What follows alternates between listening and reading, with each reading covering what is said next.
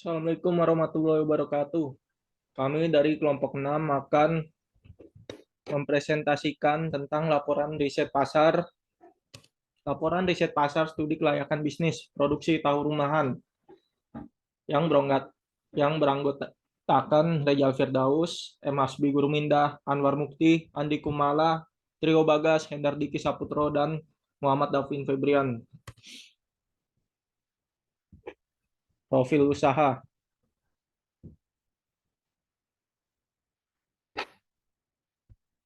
Dalam bisnis industri tahu rumahan ini sudah dijalankan dari tahun 2016 yang berawal dari hanya berjualan saja dengan memasuk kebutuhan dari industri lain.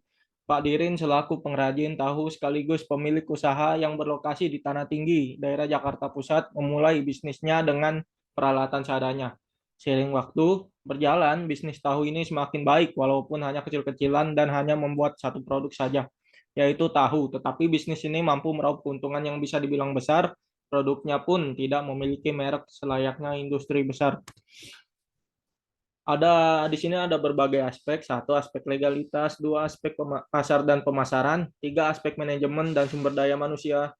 Empat, aspek teknik dan teknologi. Lima, aspek finansial. Enam, aspek ekonomi dan sosial. Tujuh, aspek lingkungan hidup. Selanjutnya akan dibacakan oleh Anwar. Sini ada aspek legalitas. Dalam aspek legalitas usaha, industri tahu rumahan sendiri sudah memiliki izin RT RW setempat. Untuk lokasi industrinya milik pribadi, jadi tidak ada izin khusus, hanya izin pada RW RT setempat. Sedangkan lokasi usahanya memiliki izin sewa tempat yang berlokasi di Pasar Pulau Gundul. Secara hukum, izin hanya melalui pengelola pasar serta iuran bulanan untuk sewa tempat. Next. Aspek pasar dan pemasaran. Target pasar produk tahu ini meliputi semua kalangan masyarakat dan anak muda hingga orang tua ataupun menengah ke bawah hingga menengah ke atas menyukainya. Analisis pasar juga ini bisa dikenal dengan analisis SWOT, strengths, weakness, opportunities, dan threats. Next.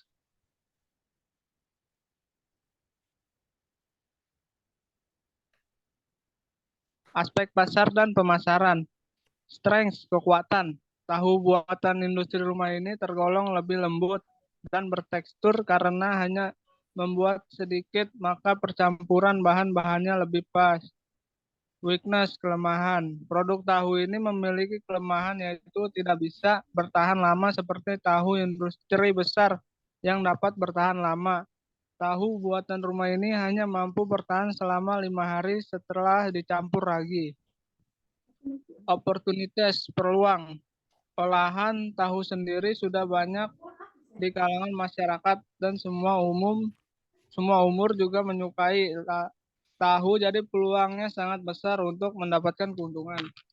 Threats, ancaman. Dalam persaingan produk, tahu sudah pasti banyak baik industri kecil maupun besar yang memasarkan dengan harga yang berbeda-beda. Next. Aspek manajemen dan sumber daya manusia. Yang pertama ada aspek manajemen. Dalam hal manajemen bisa dianalisa bahwasannya dalam perencanaan biaya yang dikeluarkan pelaksananya sesuai dengan yang diharapkan seperti estimasi tahu siap dipasarkan. Semua ini bisa dikelola dengan baik oleh pengelolanya. Yang kedua ada sumber daya manusia. Tenaga kerja yang memiliki kecekatan serta kesabaran dalam membuat tahu sangat dibutuhkan. Dalam industri tahu rumahan ini, hanya ada 4 pekerja, yaitu sang pemilik dan 3 orang pegawai yang membantu dalam membuat tahu. Next. Selanjutnya, saya akan menjelaskan tentang aspek teknik dan teknologi. A. Penyortiran. Setiap harinya, Pak Dirin memilih dan menyortir biji kedelai dengan cara meletakkan bijian kedelai pada tampak kemudian ditampi agar biji kedelai dapat dipisahkan antara yang kotor dan yang bersih. B. Perendaman. Setelah kedelai dicuci, maka akan dilakukan perendaman selama 6-12 jam. Perendaman bertujuan agar kulit kedelai menjadi lunak dan kemudian dikupas dengan cara meremas kedelai di dalam air.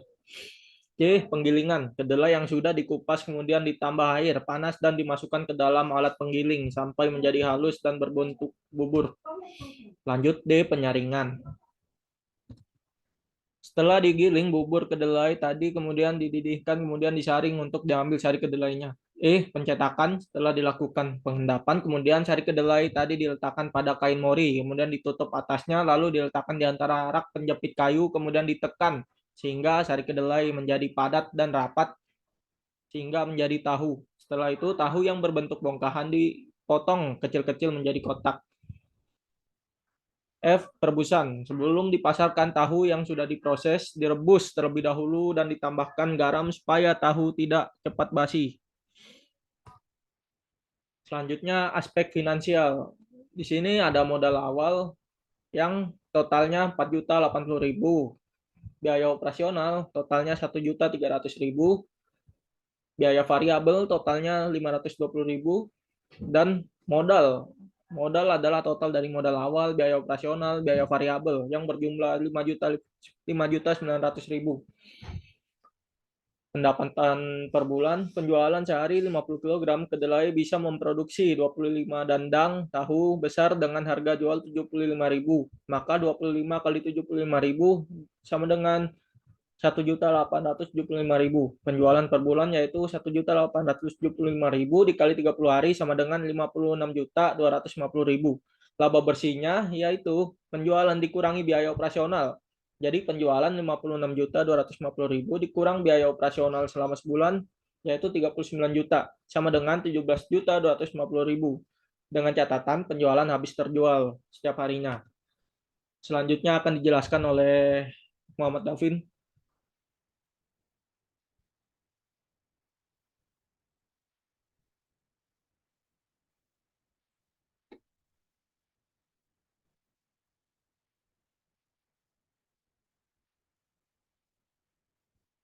Maaf, salah.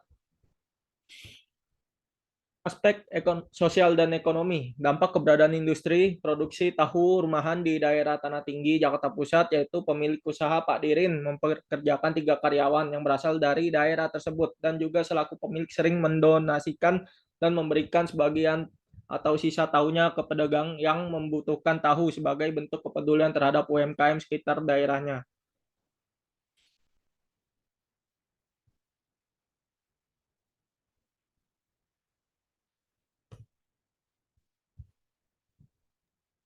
Aspek lingkungan hidup,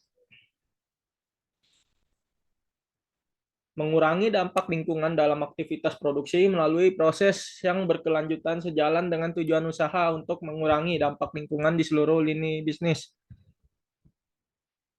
Pak Dirin mengembangkan pendekatan yang menjawab dampak sosial dan lingkungan di seluruh daur hidup produk tahu, baik dalam pembuatan maupun dalam penggunaannya. Asal bahan mentah tahu terbuat dari bahan kedelai alami sehingga tidak mencemarkan lingkungan. Terus pemilihan kemasan produksi tahu Pak Dirin masih menggunakan plastik dan kertas koran sehingga masih belum memenuhi syarat tentang pencemaran karena plastik tidak dapat terurai dengan baik. Pengolahan limbah tentunya sama dengan yang tadi, plastik yang tidak bisa diurai dengan baik dan tentunya kulit kedelai yang masih pembuangannya masih ditaruh di dekat got-got atau samping rumah. Kesimpulan, berdasarkan aspek-aspek pembahasan di atas dapat diambil kesimpulan bahwa bisnis pembuatan tahu sangat menggiurkan. Terlebih lagi, tahu termasuk makanan pokok dan paling dicari oleh masyarakat Indonesia. Tapi dalam proses pembuatan tahu harus dilakukan secara hati-hati dan telaten, karena jika tahu gagal maka akan terjadi kerugian. Meskipun begitu, usaha produksi tahu sangat menjanjikan. Mungkin hanya itu saja presentasi dari kelompok kami, kelompok 6. Kurang lebihnya mohon maaf. Wabillahi taufik wal hidayah. Wassalamualaikum warahmatullahi wabarakatuh.